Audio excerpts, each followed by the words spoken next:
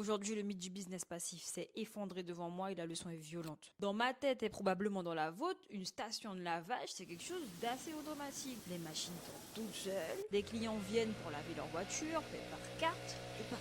Le business parfait en fait. Donc j'ai demandé à des propriétaires de car wash à quoi ressemblait leur semaine. Je m'attendais à ce qu'ils me disent on a plein de temps libre, on fait notre vie en fait. Mais Je suis là donc de 11h à 18h. C'est vrai qu'au début, je pensais que ça allait peut-être être plus simple. Je me suis rendu compte que, en fait, fallait vraiment être présent, Ah ouais. presque quotidiennement. La présence, la présence, la présence. et ça, c'est juste 50% du travail. La vraie raison de leur présence, c'est surtout ça. Le client, c'est la chose la plus importante. Et il faut vraiment le choyer, l'accueillir, le conseiller. Si c'est le client, parce que c'est vrai que les clients sont quand même plus rassurés quand il y a quelqu'un sur place. Et des fois, on peut aussi avoir des gens qui ne savent pas laver une En voiture. fait, leur vrai job, c'est gérer des machines, mais c'est surtout de construire la confiance, de rassurer le client, d'être présent en réalité. Donc, je me suis demandé si c'était vraiment un beau business à lancer. Et ils m'ont dit ça. Pour rien au monde, je changerais. C'est l'un des plus beaux métiers du monde. Enfin, pour un salarié qui passe 7 heures par jour plus le temps d'aller au travail, mais du lundi au vendredi et qu'on doit demander les vacances, on a le droit qu'à 5 semaines et encore les 5 semaines, des fois on ne veut pas nous les donner parce qu'un tel ou un tel est en vacances. Ça, c'est de l'esclavage pour moi. Et c'est là que j'ai compris la leçon. La liberté, c'est pas forcément travailler moins. Parfois, c'est même travailler beaucoup, mais pour quelque chose qui t'appartient vraiment.